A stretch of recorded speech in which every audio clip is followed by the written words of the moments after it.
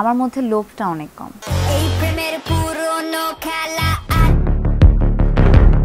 ঢালিউডের glamorous নায়িকা নুসরাত ফারিয়া বিনোদন জগতে ক্যারিয়ারের শুরুতে ছিলেন রেডিও জকি।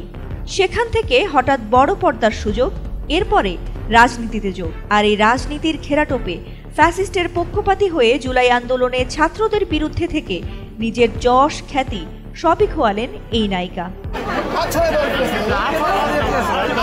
বৈষম্য বিরোধী আন্দোলন কেন্দ্রিক ভাটারা থানার হত্যা চেষ্টা মামলায় এবার নুসরাত ফারিয়াকে কারাগারে পাঠানোর আদেশ দিয়েছেন আদালত।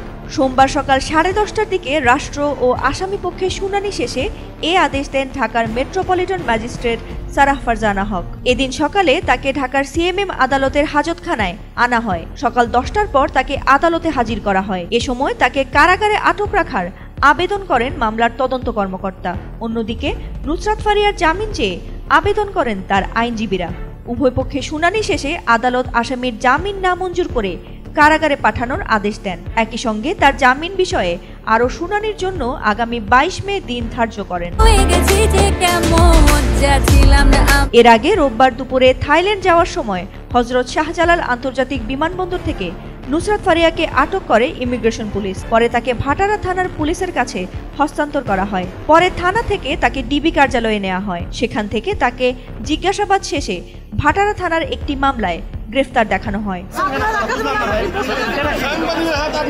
বৈষম্য বিরোধী আন্দোলন চলাকালীন রাজধানী ঢাকার ভাটারা থানাধীন এলাকায় হওয়া সেই হত্যা চেষ্টা মামলায় নুসরাত ফারিয়া, অপু বিশ্বাস, নিপুণ আক্তার, আসনা হাবিব ভাবনা, চিত্রনায়ক জায়েদ খান সহ 17 অভিনয় শিল্পীকে আসামি করা হয়। গত 28 এপ্রিল আদালতের আদেশে পরদিন ভাটারা থানায় মামলাটি নথিভুক্ত হয়। মামলায় বৈষম্য বিরোধী আন্দোলনের বিপক্ষে অবস্থান নিয়ে আওয়ামী লীগের অর্থ যোগানদাতা হিসেবে আসামি করা হয়েছে নুসরাত ফারিয়াকে। ফাতিমা সুলতানা, এটিএন বাংলা।